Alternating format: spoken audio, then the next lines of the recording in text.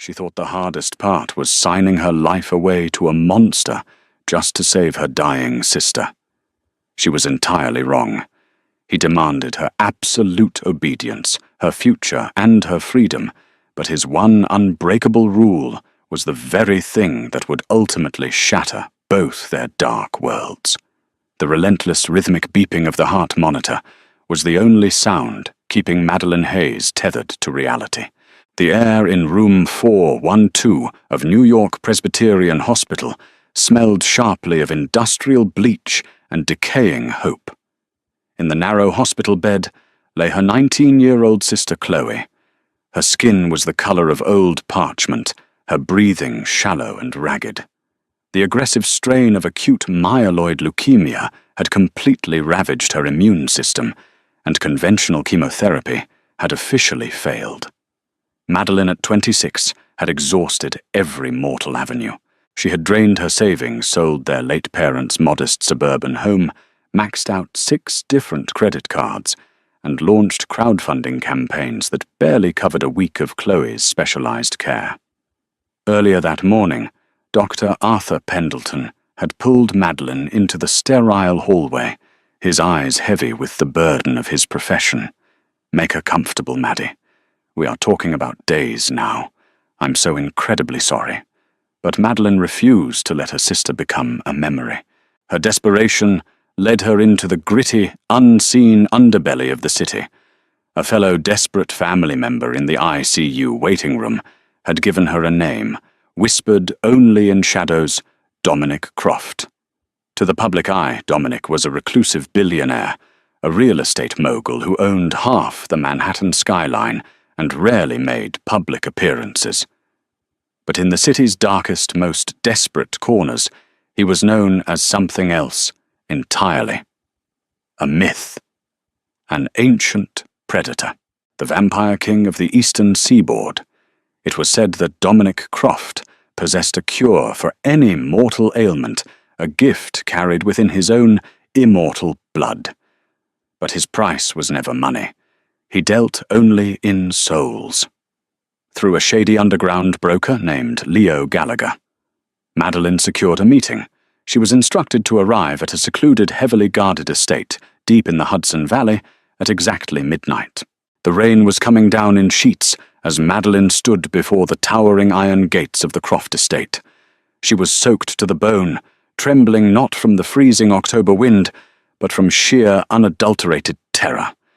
The heavy mahogany doors of the mansion were opened by a silent, impeccably dressed servant who led her through dimly lit halls adorned with centuries-old tapestries and the faint, intoxicating scent of myrrh and copper.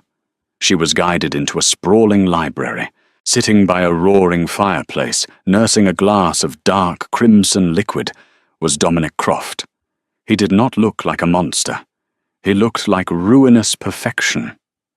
Dominic possessed sharp, aristocratic features, piercing charcoal grey eyes that seemed to strip away her defences, and dark hair meticulously styled.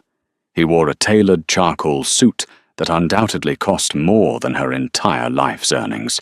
Madeline Hayes, his voice resonated through the massive room, smooth as dark velvet, but carrying the terrifying weight of absolute authority. "I am told you wish to make a trade." "My sister." Madeline choked out her voice, betraying her fear. She forced herself to step closer, meeting his predatory gaze. "She is dying. I know what you are. I know what you can do. Please, I'll give you whatever you want." Dominic set his crystal glass down. He rose from his leather armchair, moving with an eerie liquid grace that defied human physics. In the blink of an eye, he was standing mere inches from her. The temperature in the room seemed to plummet. Up close, she could feel the unnatural stillness of his chest. He didn't breathe. "Humans are so quick to offer everything when they have nothing left," Dominic murmured, lifting a cold, pale hand to trace the line of her jaw. His touch sent a violent shiver down her spine. "I can heal Chloe. A single drop of my blood will rewrite her decaying cells. She will wake up tomorrow morning with no trace of the sickness. She will live a long, healthy, completely normal mortal life. Madeline felt a sob build in her throat. What is the price? You. Dominic stated simply. You will walk out of that hospital tomorrow and disappear from her life forever. You will come to live in my home. You will belong to me, Madeline. Mind, body, and soul. You will be my companion in the dark, my property. You will never see the sun again, and you will never contact Chloe. She'll think I abandoned her, Madeline whispered, tears finally spilling over her lashes. She'll hate me. She will be alive to hate you, Dominic countered ruthlessly. That is the burden of sacrifice. Madeline closed her eyes, picturing Chloe's frail, sleeping face. It wasn't a choice. It was never a choice.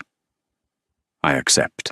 Dominic's eyes darkened, the pupils dilating, until they nearly consumed the grey irises. We have a binding pact, then. But there is one rule, Madeline. A single unbreakable condition of your servitude here. She braced herself, expecting him to demand endless blood or torturous submission. You are human, and you will remain human. Dominic stepped back, his voice dropping to a dangerous, deadly whisper. No matter what happens in this house, no matter what you witness, no matter how deeply you may eventually crave it, you must never under any circumstances offer me your blood.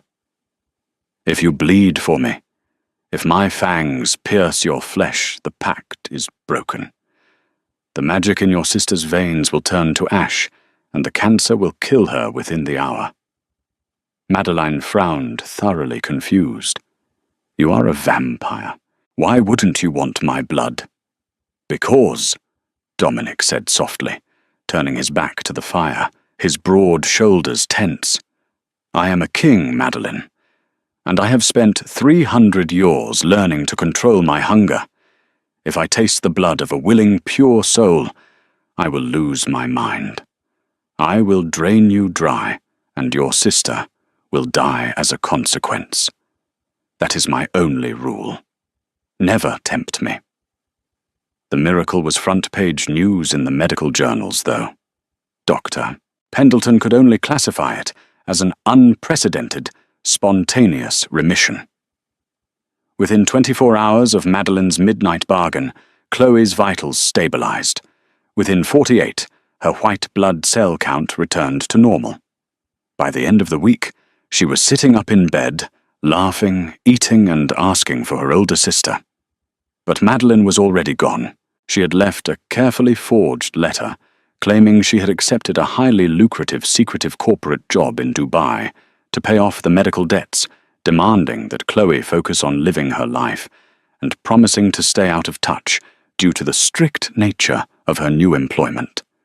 It shattered Madeline's heart into 1,000,000 pieces, but knowing Chloe was breathing on her own made the agony bearable. Madeline's new reality was the sprawling Gothic modern penthouse atop the Croft Tower in Manhattan.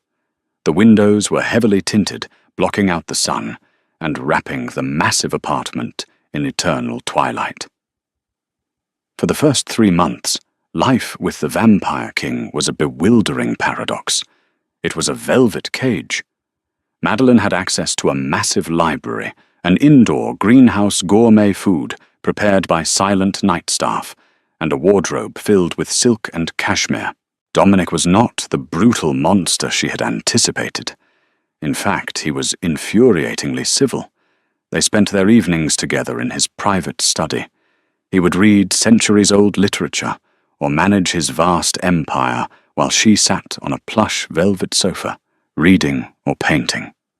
They spoke of history, of art, of human nature.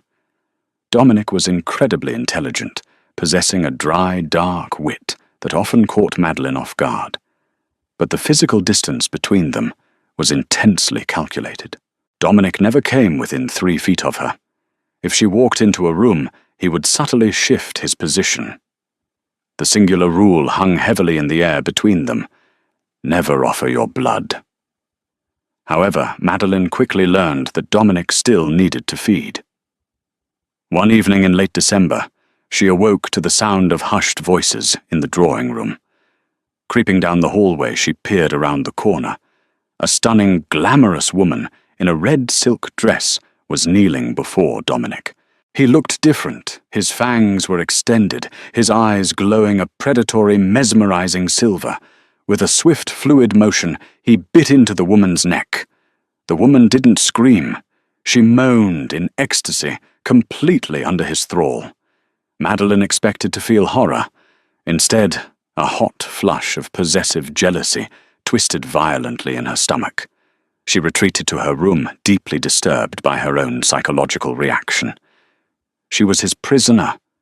She shouldn't care who he touched or fed from.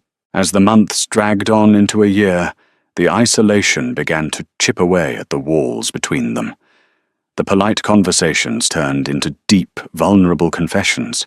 Dominic told her about his mortal life in the 18th century, the betrayal that led to his turning, and the crushing, agonizing loneliness of outliving everyone he ever loved. Madeline shared stories of her childhood with Chloe, crying softly in the dim light. For the first time, Dominic broke his own physical boundary, gently wiping a tear from her cheek with a cold, pale thumb. The spark of electricity that shot between them was undeniable, terrifying, and consuming. Madeline was falling in love with the monster who owned her.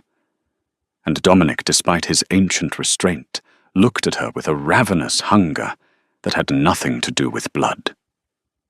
The fragile equilibrium of their dark romance shattered on a humid night in July.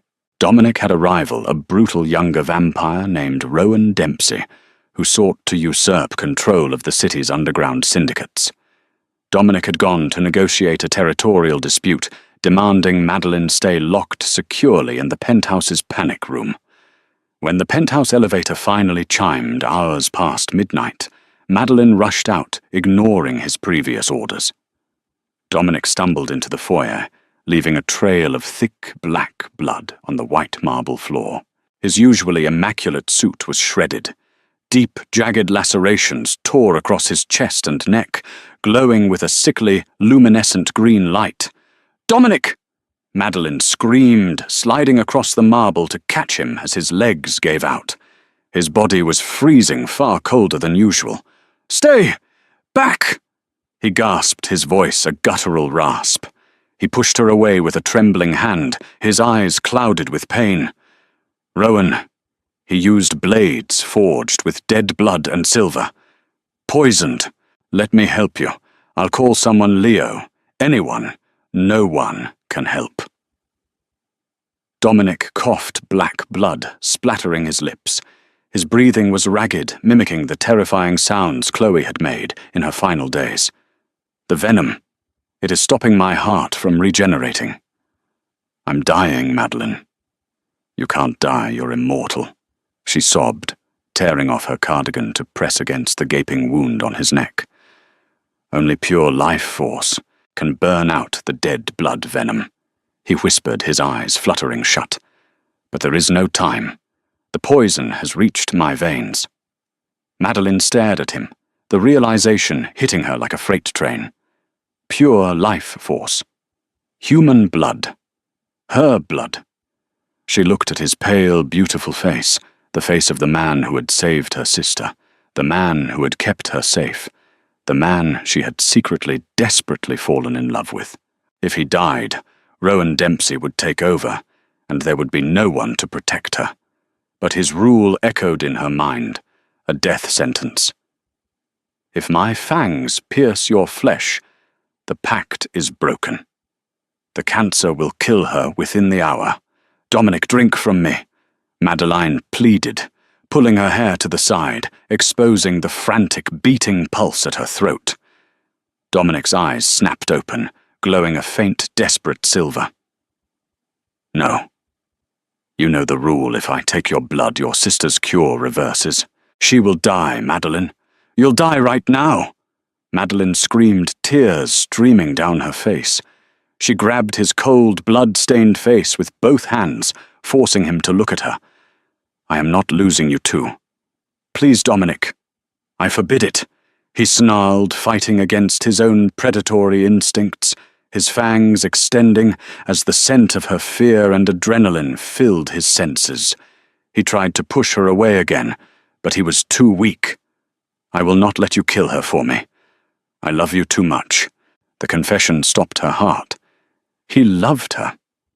Madeline looked at the man dying in her arms, and then thought of her sister, miles away, living a happy, oblivious life. She was caught in an impossible, devastating trap. To save the man she loved, she had to murder her own sister. The marble floor of the penthouse foyer was slick with Dominic's toxic, blackened blood. Madeline's hands shook violently as she cradled his head in her lap. The green luminescence of the poisoned wounds was spreading rapidly, crawling up his throat like glowing ivy. His breathing had reduced to shallow, agonizing gasps, his skin turning the color of wet ash. If my fangs pierce your flesh, the pact is broken. The cancer will kill her within the hour. The absolute finality of his rule echoed like a death knell in her mind, but as Dominic's silver eyes rolled back, slipping into the dark abyss of a final true death, Madeline knew with shattering certainty that she could not let him go. She loved her sister, but Chloe was safe miles away. Dominic was dying in her arms, and he was dying because he had been fighting a territorial war to keep their sanctuary secure. I'm sorry, Chloe. Madeline sobbed, the words tearing out of her throat. I am so sorry. Dominic's jaw was locked shut in a rigid, desperate attempt to protect her from himself. He would not bite her. Even in his delirium, his iron will held firm against the monster inside him. Madeline frantically scanned the foyer. Her eyes landed on a shattered crystal vase near the entryway, knocked over when Dominic had stumbled through the door. She lunged for a jagged, wicked-looking shard of glass, her fingers wrapping tightly around the blunt end. She crawled back to him, her heart hammering wildly against her ribs. She didn't hesitate. Madeline pressed the sharp edge of the crystal across the palm of her left hand and pulled. A sharp hiss of pain escaped her lips as the skin parted, yielding a sudden heavy flow of bright crimson blood. The metallic scent of copper instantly filled the heavy, humid air of the penthouse. Dominic's body violently convulsed. The scent of her pure, willing human blood hit his predatory senses like a shockwave. His fangs snapped down, extending fully, and a primal, guttural growl vibrated in his chest. But he was too weak to move, paralyzed by Rowan Dempsey's silver-laced venom. "Drink!" Madeline ordered, her voice cracking with terror and grief. She pressed her bleeding palm directly against his parted, blood-stained lips. "Dominic, please. Drink it." For an agonizing second, he resisted, his eyes snapping open to glare at her in sheer horror. But the survival instinct of a 300-year-old apex predator was impossible to suppress. As her warm blood dripped onto his tongue, instinct took over. Dominic's hands flew up his cold fingers, wrapping around her wrist like a vice. He pulled her hand flush against his mouth and drank. The sensation was terrifying and strangely intimate. Madeline felt a dizzying rush as her life force was pulled from her veins. But almost instantly, the miraculous biology of the Vampire King began to react. The sickly green glow of the dead blood poison in his chest began to sizzle and steam, evaporating under the overwhelming power of a pure, uncorrupted soul. The deep, jagged lacerations on his neck began to knit together, the shredded flesh reweaving itself at an impossible speed. Within moments, the suffocating pallor left his skin. His eyes completely consumed by an ethereal, blinding silver light locked onto hers. He dropped her hand, gasping loudly, as his lungs filled with air, the venom completely purged from his system. He was healed, but the silence that followed was heavier than death. Dominic pushed himself backward, scrambling away from her, until his back hit the heavy oak console table. He looked at the smear of her blood on his lips, and then down at her bleeding hand. His expression twisted into a mask of pure, unadulterated devastation. "What have you done?" he whispered, his voice trembling a sound Madeline had never heard from the terrifying, stoic billionaire. "Madeline, what have you done?" "I saved you," she cried, grabbing a discarded silk scarf to wrap tightly around her hand. "You killed your sister." Dominic roared, the sound shaking the glass of the penthouse windows. He buried his face in his hands, his broad shoulders shaking. "I told you the rule. The magic is severed. The leukemia, it will return instantly. The pact is broken." Madeline collapsed onto the floor, the adrenaline leaving her body in a rush, replaced by a suffocating blanket of grief. She had done the unthinkable. She had traded one life for another. "I couldn't let you die," she whispered into the empty foyer, wrapping her arms around her knees. For the next 4 hours they sat in absolute, miserable silence. Dominic refused to look at her, trapped in his own agonizing guilt. As the sun began to rise over Manhattan, casting a dull grey light through the heavily tinted windows, Madeline knew she had to face the reality of her choice. She walked to the landline in Dominic's study. Her hands shook so badly she misdialed twice before finally connecting to the oncology ward of New York Presbyterian Hospital. "Nurses station, this is Sarah," a cheerful voice answered. "Sarah." Madeline choked out, leaning heavily against the mahogany desk. "This is Madeline Hayes. I need to know about Chloe Hayes. Was she brought in tonight? Is she—" She couldn't finish the sentence. There was a pause, accompanied by the clicking of a keyboard. "Chloe Hayes. Let me check her outpatient file. Madeline, honey, you haven't been listed as her primary contact for a year, but I see her records. Chloe was here 2 days ago for her routine, 1-year remission checkup with Dr. Pendleton." Madeline's blood ran cold.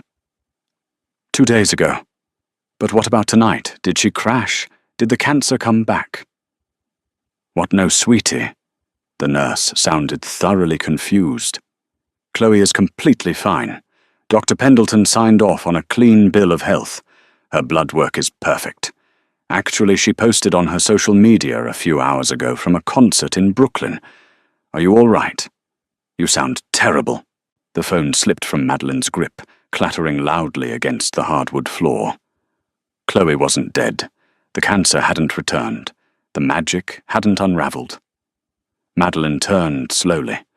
Dominic was standing in the doorway of the study, his expression unreadable. He had heard every word with his heightened senses. "She's alive." Madeline breathed the shock paralyzing her vocal cords.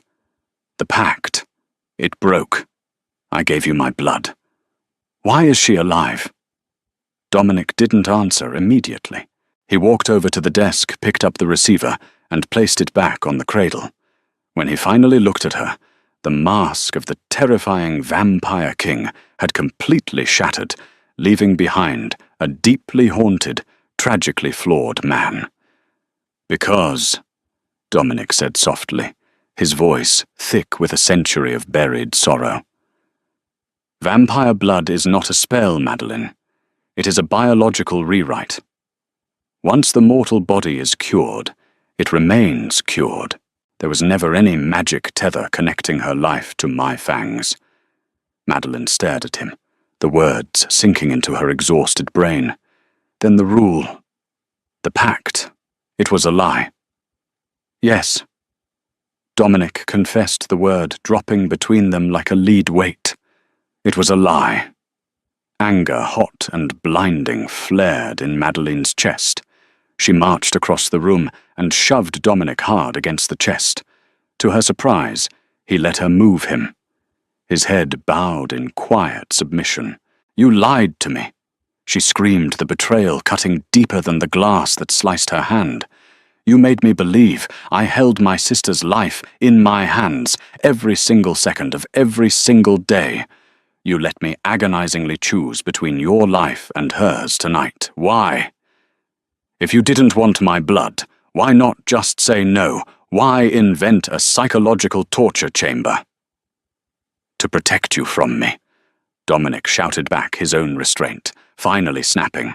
He grabbed her shoulders not forcefully, but with a desperate intensity. Because I knew what would happen if you ever stayed with me. He pulled away, pacing the length of the study like a caged panther. In 1842 in London. Dominic began his voice, dropping to a harsh, gravelly whisper. I fell in love with a mortal woman. Her name was Genevieve. She was everything you are brave, fiercely loyal, and dangerously selfless. She discovered what I was, and she did not run. She stayed. Dominic stopped pacing, staring out at the Manhattan skyline, though his eyes were seeing a tragedy centuries past. Vampires are apex predators, Madeline. We are designed to consume. When a mortal willingly offers their blood to a vampire they love, it is an intoxicant, unlike anything on this earth. It creates an addictive, soul-binding bond. Genevieve offered me her blood, and I took it. But I couldn't stop. The hunger overpowered my love for her. I drained her dry on the floor of our drawing room.